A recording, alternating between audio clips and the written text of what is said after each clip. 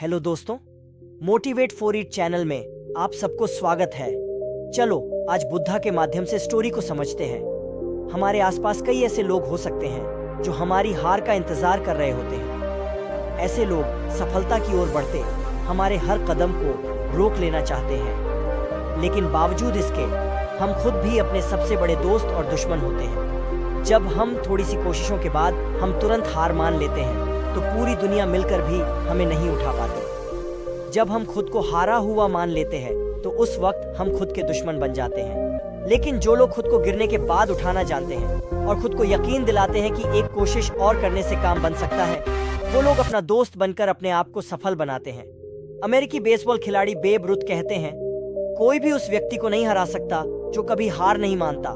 कई बार हम हंसी मजाक में अपने ही किसी दोस्त या पहचान वाले की बेइज्जती कर देते हैं, हालांकि हमारी नजर में वो बस एक मजाक होता है, लेकिन कई बार सामने वाला उसे अपनी बहुत बड़ी बेइज्जती मानकर हमारे खिलाफ हो जाता है। हम ये सोचते हैं कि हमने किसी के साथ मजाक किया और वो भी हमारे साथ मजाक कर ले तो बात बराबर हो जाएगी, लेकिन कई बार ये बात इतनी जात है कि सामने वाला उसे अपना अपमान समझ लेता है और उस बात को आसानी से जाने नहीं देता। इसलिए ये बात हमेशा याद रखना, प्रशंसा चाहे कितनी भी करो, किंतु अपमान बहुत ही सोच समझकर करना चाहिए, क्योंकि अपमान वो उधार है जो हर कोई अवसर मिलने पर ब्याज सहित वापस जरूर करता है। कुछ लोग जिंदगी के प्रति इतने गंभीर होते हैं कि किसी भी बात को हंसी मजाक में ले ही नहीं पाते। अगर उनकी माने तो जीवन में हंसने का मतलब समय खराब करना होता है, जो कि सरासर गलत है।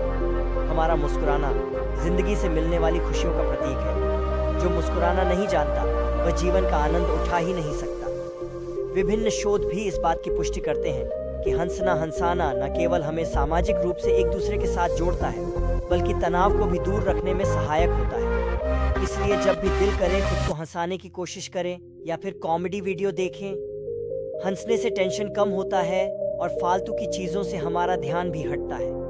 अपने पूरे दिन का कुछ समय हंसने और खुशियां बांटने में जरूर बिताएं। जिंदगी में सीरियस बने, लेकिन इतना नहीं कि आप हंसना और खुशियां मनाना ही भूल जाएं। अक्सर जिंदगी बर्बाद हो जाने के बाद हम लोगों को ये महसूस होता है कि मेरे जीने का तरीका गलत था और मेरी आदतें भी गलत थी। अगर आपको भी लग रहा है कि आपके जीने का तरीका गलत है तो समय रहते आप अपनी आदतों में बदलाव कीजिए, वरना अंत में आपके पास पछतावे के अलावा कुछ नहीं होगा। बेशक अपनी आदतों को बदलना इतना आसान नहीं होता, लेकिन जो आपको आने वाले